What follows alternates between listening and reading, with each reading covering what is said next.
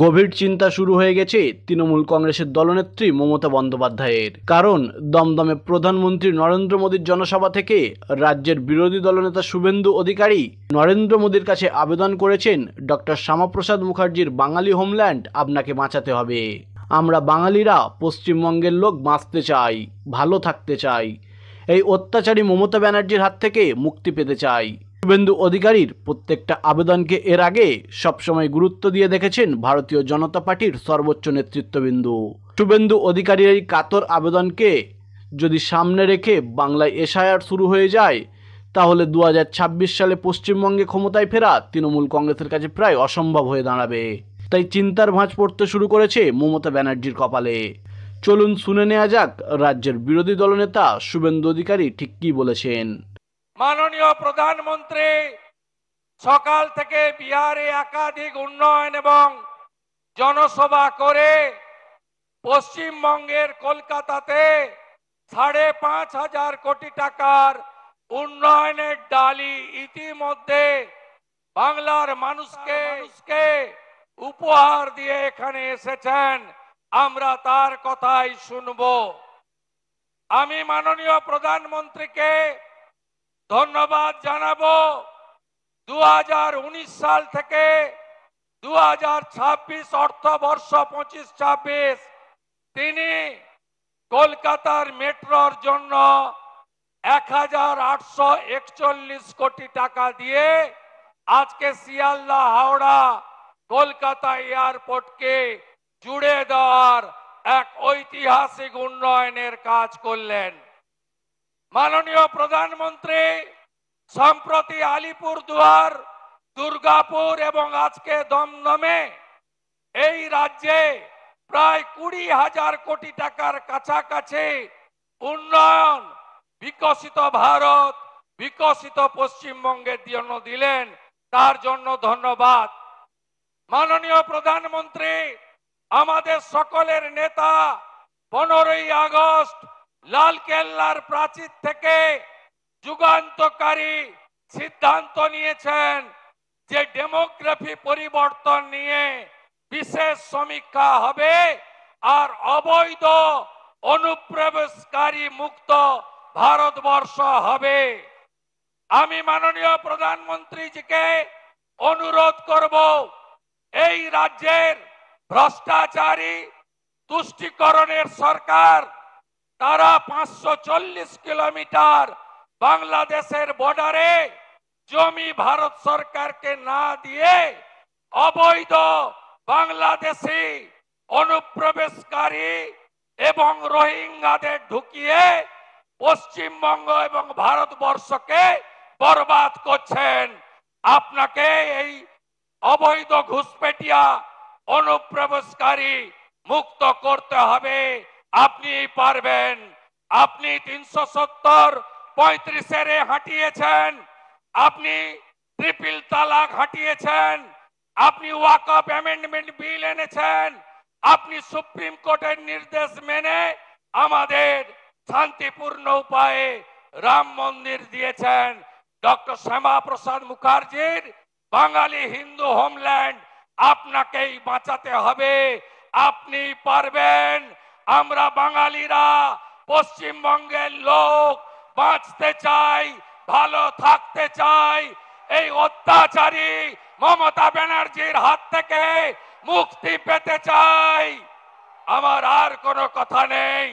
আপনারা সবাই মিলে বলুন, দড়ি ধরে মারো টান, দড়ি ধরে মারো টান, দড়ি ধরে মারো টান। হীরক রানী, হীরক রানী, হীরক রানী আমার পাড়া, তৃণমূল তাড়া আমার পাড়া, আমার পাড়া, আমার পাড়া, আমার পাড়া। তৃণমূলকে তাড়াতে হবে।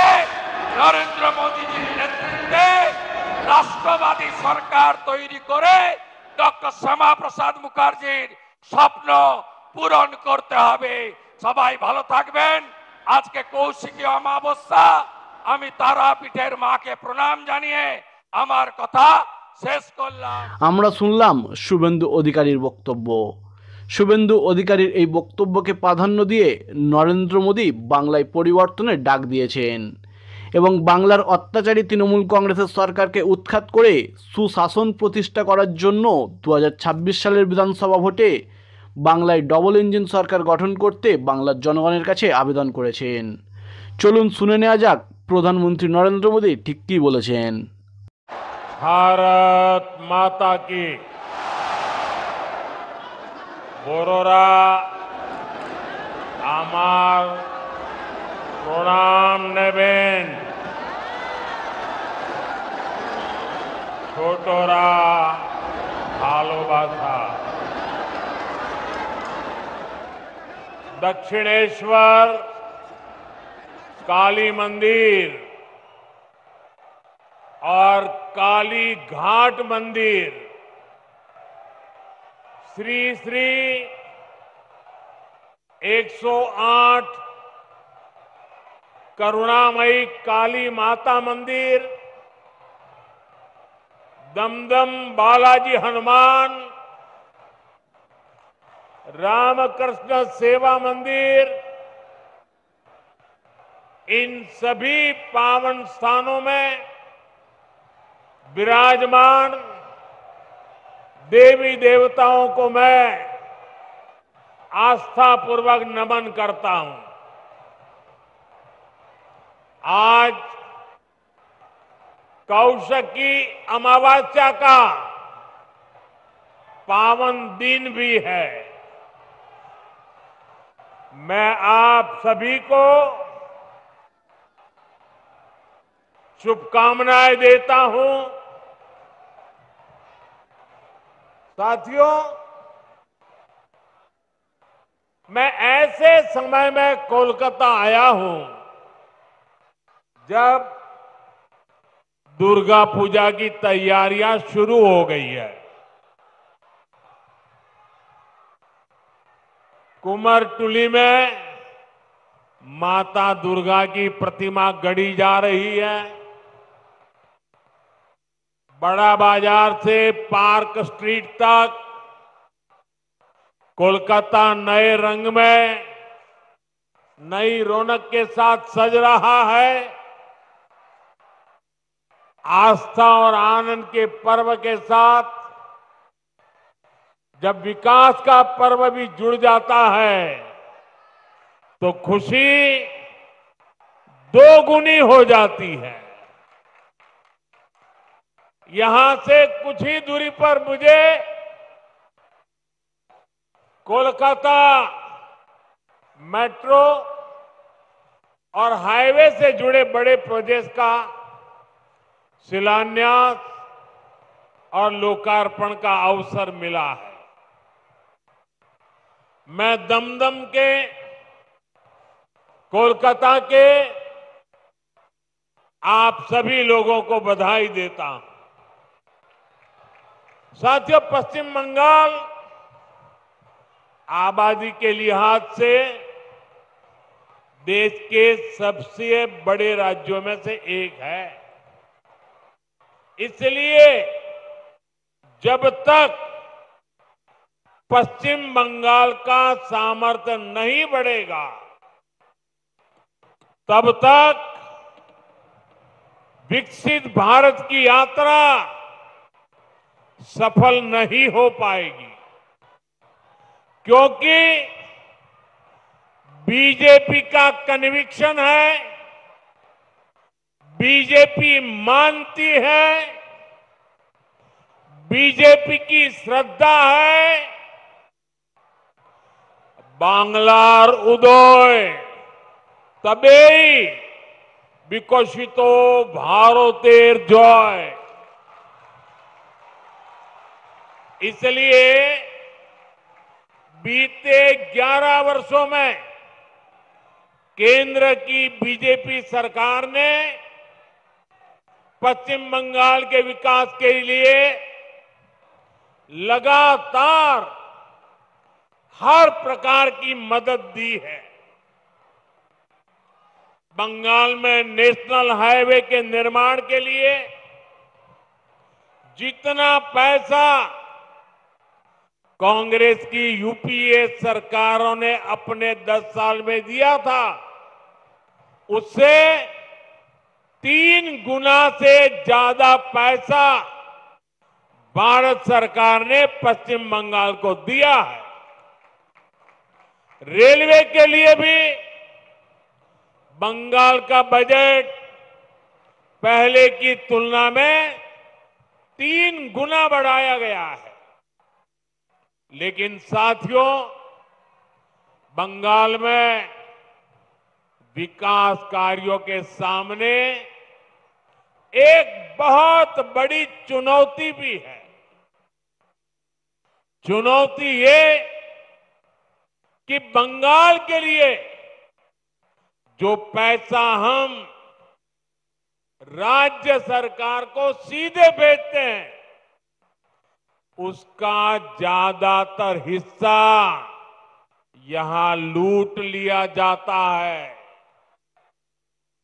जो पैसा भारत सरकार दिल्ली से भेजती है, वो पैसा आप लोगों पर खर्च नहीं होता।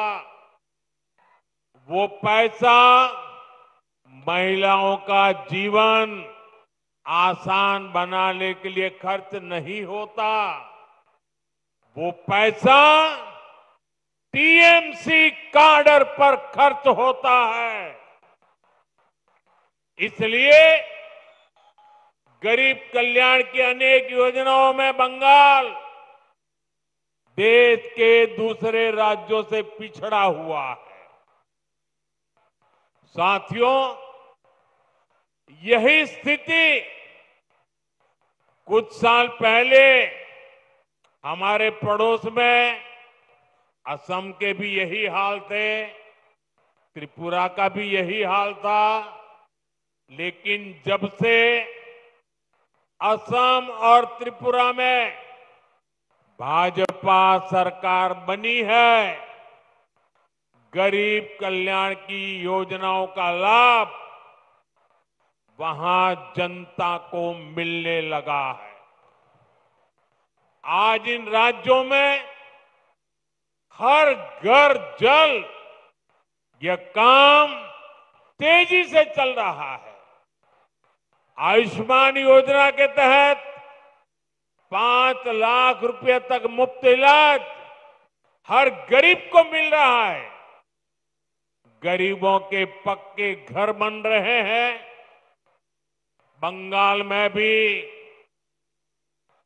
जनता तक सारी योजनाओं का लाभ पहुंचाने के लिए जरूरी है कि यहां पश्चिम बंगाल में भाजपा सरकार होनी चाहिए।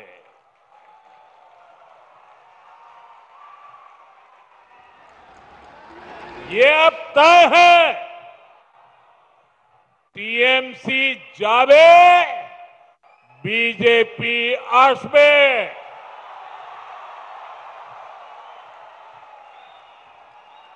भाइयों बहनों, ये धरती सतीश चंद्र दास गुप्त, सुरेंद्र नाथ बंदोपाध्याय, गोष्ठपाल और हरिनाथ डे ऐसी अनेक विभूतियों की धरती है। इस धरती ने देश को, समाज को समय समय पर नई चेतना दी है। ये धरती पुनर्जागरण का केंद्र रही है। यही वो अमर वाणी गूंजी है जो कहती है, जागो, उठो, नभो जीवोनेर गाने, नभो आलोक, झालाओ प्राणे प्राणे। साथियों, आज पश्चिम बंगाल को सच में नई रोशनी की जरूरत है। सच्चे परिवर्तन की जरूरत है। पश्चिम बंगाल ने आजादी के बाद पहले कांग्रेस और फिर लेफ्ट का लंबा दौर देखा है। इसके बाद 15 साल पहले पश्चिम बंगाल के आप लोगों ने परिवर्तन का फैसला लिया था। आप लोगों ने मां, माटी, मानुष के नारे पर भरोसा किया था, लेकिन हालात पहले से भी ज्यादा खराब हो गए। भर्ती घोटालों से नौजवानों का भविष्य खराब हो गया। बहनों बेटियों पर अत्याचार बढ़ गए। क्राइम और करप्शन ये टीएमसी सरकार की पहचान बन गए।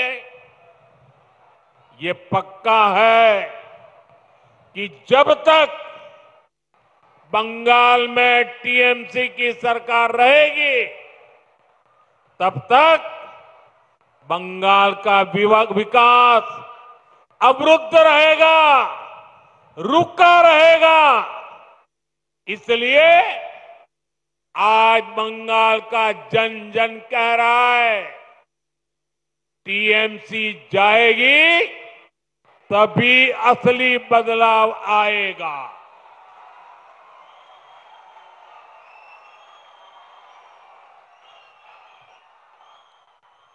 टीएमसी जाबे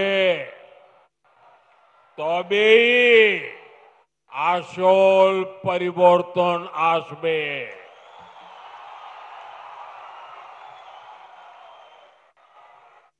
साथियों, 21वीं सदी के 25 साल तो बीत चुके हैं।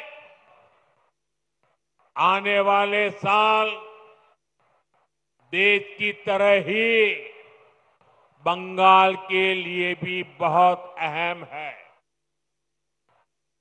हमें ये समय ऐसे ही नहीं निकलने देना है।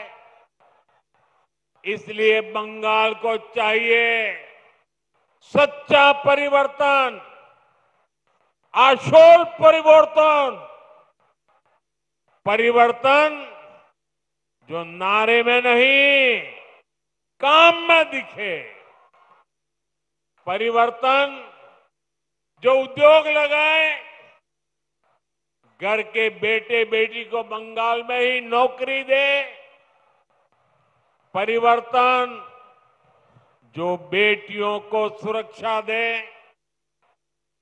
मकान और दुकान को जलने से बचाए,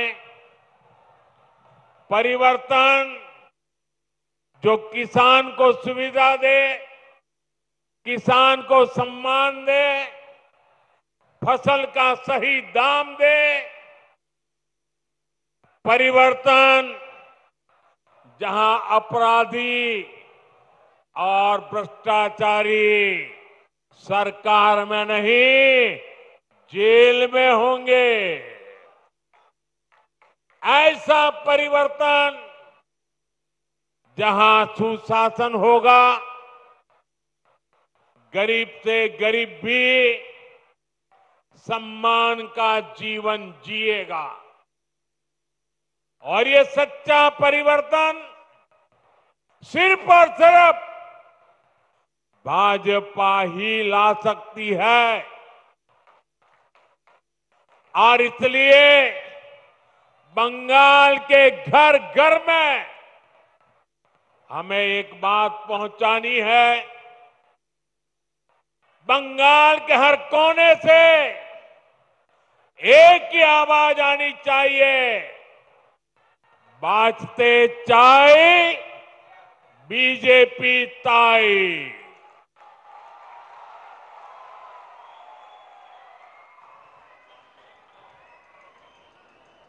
यही बंगाल की असली पुकार है।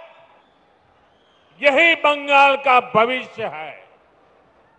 साथियों, ये वर्ष डॉक्टर श्यामा प्रसाद मुखर्जी की जन्म जयंती का 125वां वर्ष है। भाजपा का तो जन्म ही डॉक्टर मुखर्जी के आशीर्वाद से हुआ है। वे भारत के औद्योगिक विकास के जनक रहे हैं।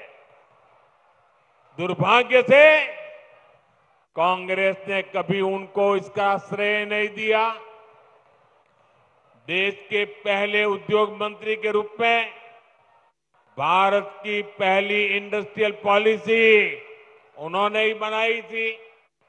उनकी नीतियों में बंगाल की इस धरती की कुशलता थी, यहां से मिला अनुभव था। अगर हम उस नीति पर चले होते तो देश की तस्वीर कुछ और होती, लेकिन उन नीतियों को भुला दिया गया। फिर ऐसा भटकाव हुआ कि हम पूरी तरह से विदेशों पर निर्भर हो गए। और मेरे प्यारे बंगाल के भाइयों बहनों, हमें गर्व है कि हम डॉक्टर श्यामा प्रसाद मुखर्जी के सैनिक हैं। हम मां भारती के सेवक हैं।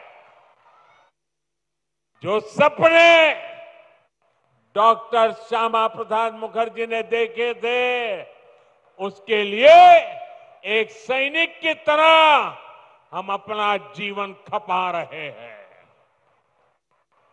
बंगाल की प्रबुद्ध जनता जानती है कि दूसरों पर निर्भरता यानी आत्मसम्मान पर चोट।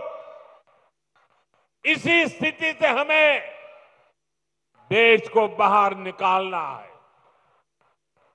इसलिए आज देश ने आत्मनिर्भरता का मूल मंत्र लेकर के नई ऊंचाइयों को प्राप्त करने का फैसला लिया है।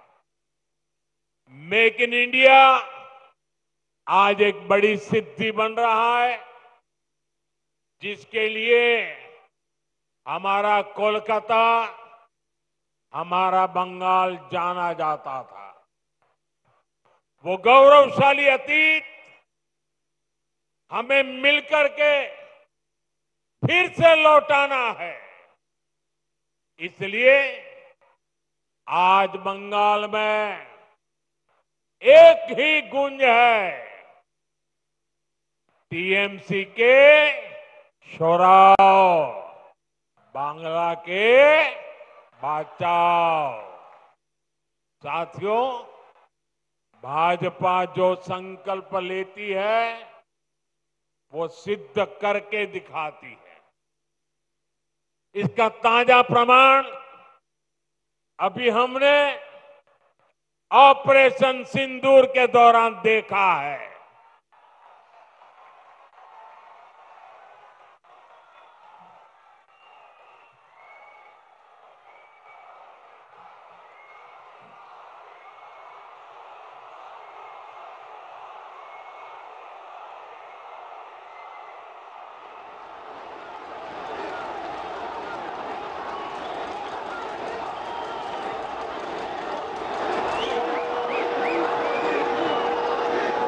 हमारी सेना ने सीमा पार आतंकियों और आतंक के आकाओं के अड्डों को खंडहर में बदल दिया।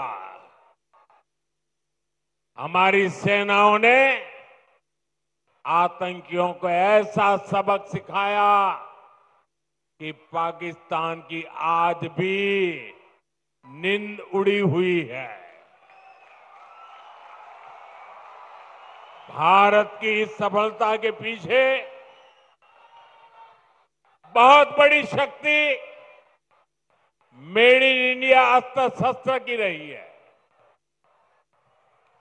और मुझे गर्व है कि भारत की सेना को ताकत देने में बंगाल के इस इलाके की भूमि का बहुत बड़ा योगदान है।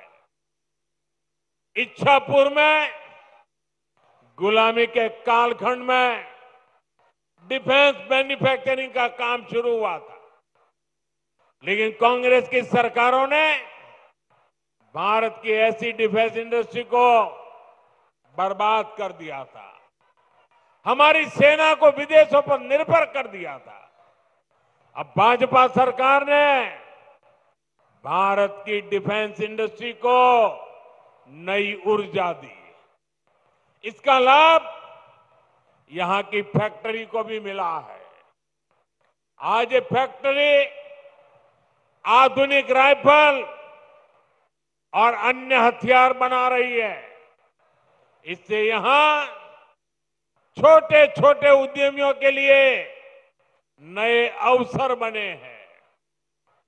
इन कारखानों के कारण दमदम, बैरकपुर क्षेत्र में हजारों लोगों को रोजगार मिल रहा है।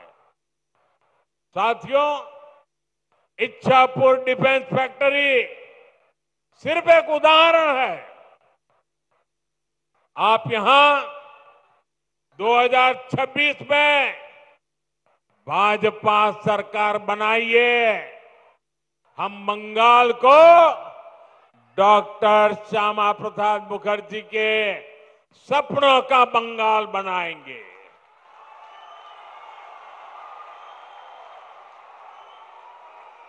बंद पड़े कारखाने फिर से खुलेंगे, नया निवेश और नए कारखाने लगेंगे और दमदम फिर से इंडस्ट्रियल हब बनेगा। ये भाजपा का संकल्प है।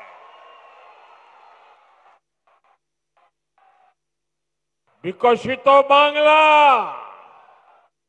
मोदी गारंटी।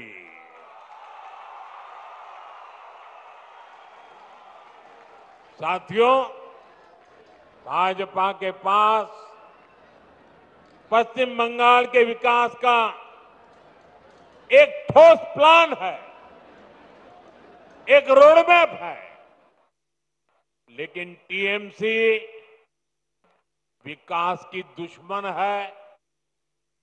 इसका साक्षी ये दमदम क्षेत्र भी है। ये कोलकाता के सबसे अधिक भीड़ वाले इलाकों में से एक है। यहां की स्थिति क्या है, ये आप आए दिन महसूस करते हैं। देश के ऐसे शहरी क्षेत्रों के विकास के लिए स्मार्ट सिटी मिशन चल रहा है, लेकिन टीएमसी सरकार ने इस मिशन से जुड़ने से भी इनकार कर दिया। लोगों को असुविधा होती रहे, विकास ठप होता रहे, लेकिन टीएमसी का मिशन जैसे तैसे बीजेपी को रोकना है, केंद्र की योजनाओं को रोकना है। मैं बंगाल के भद्रलोक से पूछता हूं, क्या यह तरीका सही है? क्या ऐसी पॉलिटिक्स से पश्चिम बंगाल का भला होगा? इसलिए मुझे आप सभी का आशीर्वाद चाहिए। आप यहां भी भाजपा को एक बार अवसर देकर देखिए। साथियों, बंगाल में भाजपा आएगी तो रेल और मेट्रो का तेजी से विस्तार होगा। मैं तो चाहूंगा कि यहीं पर इलेक्ट्रिक व्हीकल से जुड़ा व्यापक इंफ्रास्ट्रक्चर बने। यहां बहुत बड़ी मात्रा में इन्वेस्टमेंट आए, नौजवानों को रोजगार मिले। ये तभी होगा जब यहां कानून का राज आएगा, जब यहां भ्रष्टाचार पर लगाम लगेगी और जब बंगाल में डबल इंजन की भाजपा सरकार होगी। साथियों, पश्चिम बंगाल के पास इतिहास और संस्कृति की भी अनमोल धरोहर है। ये बांग्ला विरासत विकसित बंगाल बनाने के अभियान को प्रेरणा देगी। बीजेपी सरकार पूरे गर्व के साथ बांग्ला भाषा और बांग्ला संस्कृति को सशक्त करने में जुटी है। ये हमारा सौभाग्य है कि हमें बांग्ला भाषा को क्लासिकल लैंग्वेज यानी शास्त्रीय भाषा का दर्जा देने का सौभाग्य मिला।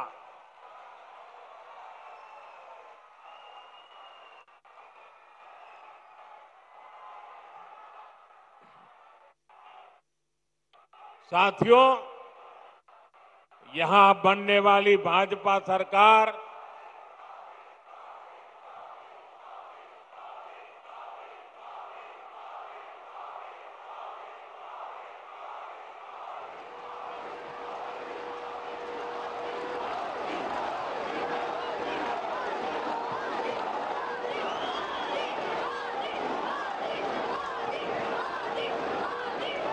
साथियों, जब भाजपा सरकार बनेगी, हेरिटेज टूरिज्म पर भी बल देने का हमारा प्लान है। साथियों, हम गंगा जी पर जो इनलैंड वाटरवे बना रहे हैं या फिर जो हमारा समंदर है, इसमें क्रूज टूरिज्म के लिए बहुत संभावना है। ऐसी हर संभावना को भाजपा सरकार बनने के बाद तलाशा जाएगा ताकि पश्चिम बंगाल के नौजवानों को काम के लिए कहीं और जाने के लिए मजबूर न होना पड़े। साथियों, इस बार लाल किले से मैंने देश की एक बहुत बड़ी चिंता की चर्चा की है। ये चिंता घुसपैठ के बढ़ते खतरे की है। कोलकाता के पश्चिम बंगाल के लोग समय से आगे की सोचते हैं। इसलिए आपके बीच मैं लगातार इस बहुत बड़ी राष्ट्रीय चुनौती की चर्चा करता रहा हूं। आजकल आप देखते हैं, जिन देशों को विकसित कहा जाता है, जिनके पास संसाधनों की कोई कमी नहीं है, वहां घुसपैठियों के खिलाफ मुहिम चल रही है। ये देश अब घुसपैठियों को ज्यादा नहीं सह सकता। घुसपैठियों को निकालना चाहिए कि नहीं निकालना चाहिए? घुसपैठिए जाने चाहिए कि नहीं जाने चाहिए? उनको भगाना होगा कि नहीं भगाना होगा? कौन भगा सकता है? कौन भगा सकता है? घुसपैठियों से बंगाल को कौन मुक्त करा सकता है? घुसपैठियों से बंगाल को कौन मुक्त करा सकता है? साथियों, मोदी नहीं, भाजपा नहीं, आपका एक वोट करा सकता है। आपका एक वोट, एक बार वोट दे दीजिए, ये घुसपैठिए भाग जाने लग जाएंगे जी। साथियों, भारत के पास तो संसाधन सीमित है। हमें अपने नौजवानों को रोजगार देना है, अपने नागरिकों को सुविधाएं देनी है।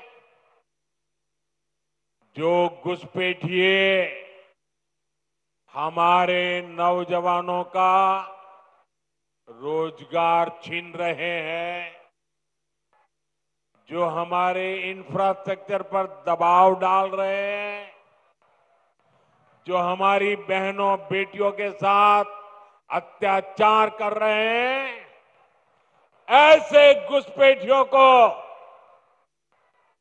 हम भारत में नहीं रहने देंगे।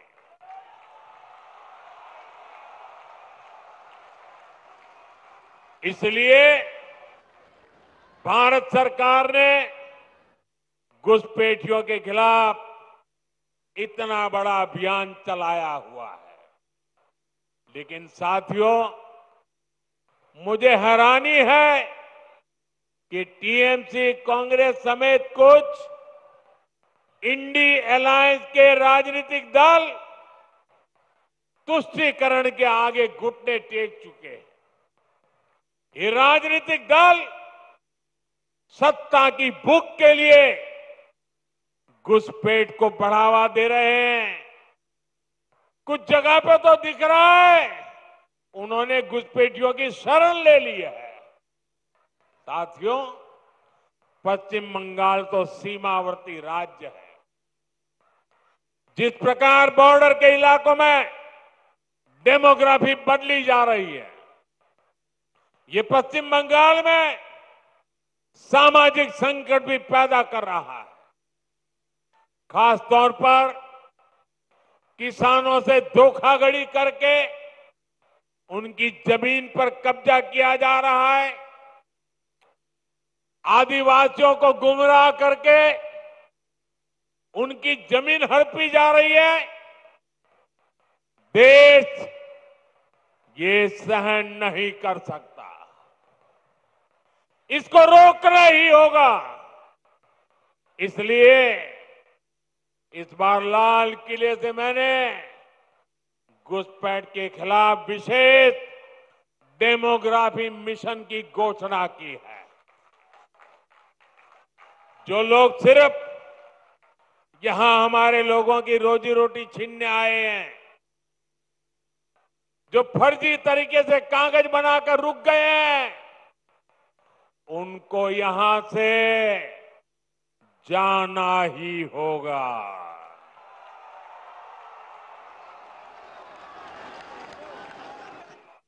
और ये काम ईमानदारी से पूरा हो सके, इसके लिए टीएमसी सरकार को भी यहां से जाना ही होगा।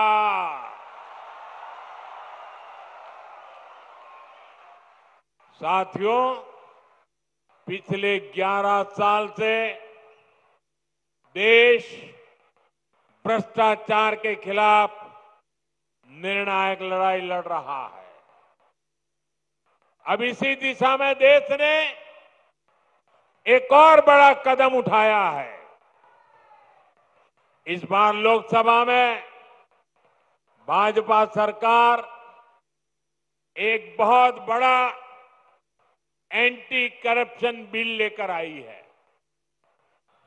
मैं बंगाल के लोगों से इस बिल के बारे में विशेष तौर पर बात करूंगा।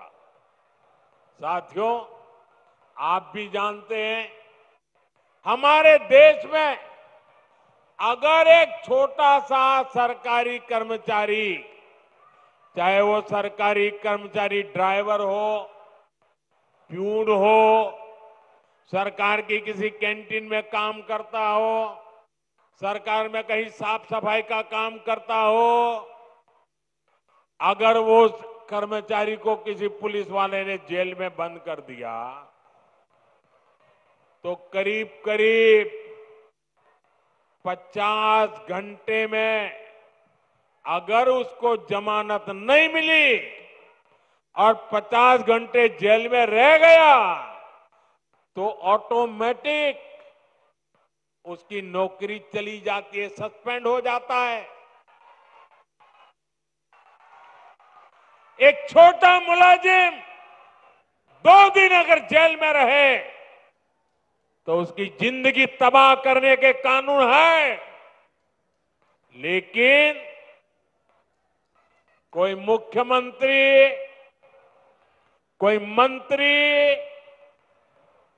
प्रधानमंत्री अगर जेल चला जाए तो उसके लिए कोई कानून नहीं है।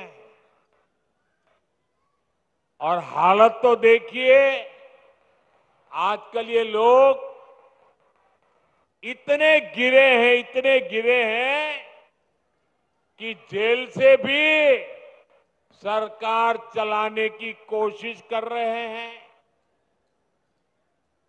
पश्चिम बंगाल ने ये साक्षात देखा है, बार बार कई बार अनुभव किया है।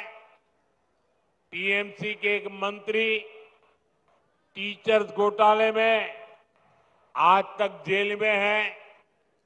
शिक्षक भर्ती का गंभीर घोटाला, घर से नोटों का पहाड़ मिला, लेकिन तब भी वो मंत्री कुर्सी छोड़ने को तैयार नहीं थे। जनता की हर भावना को यहां निर्ममता से कुचला जाता रहा। इसी तरह टीएमसी के एक और मंत्री पर गरीबों का राशन लूटने का आरोप है। इनकी भी करोड़ों रुपए की संपत्ति जब्त हो चुकी है। ये मंत्री भी जेल जाने के बाद कुर्सी छोड़ने को तैयार नहीं थे।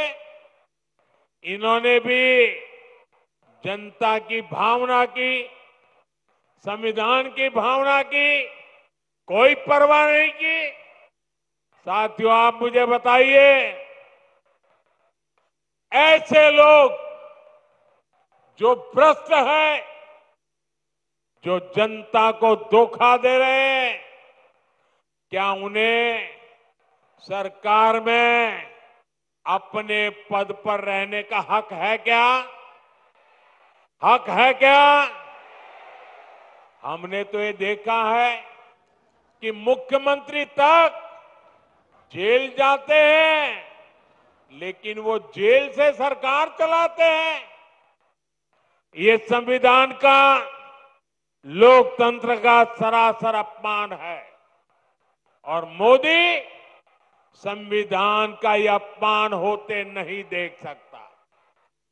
इसलिए मैंने तय किया, ये सब नहीं चल सकता।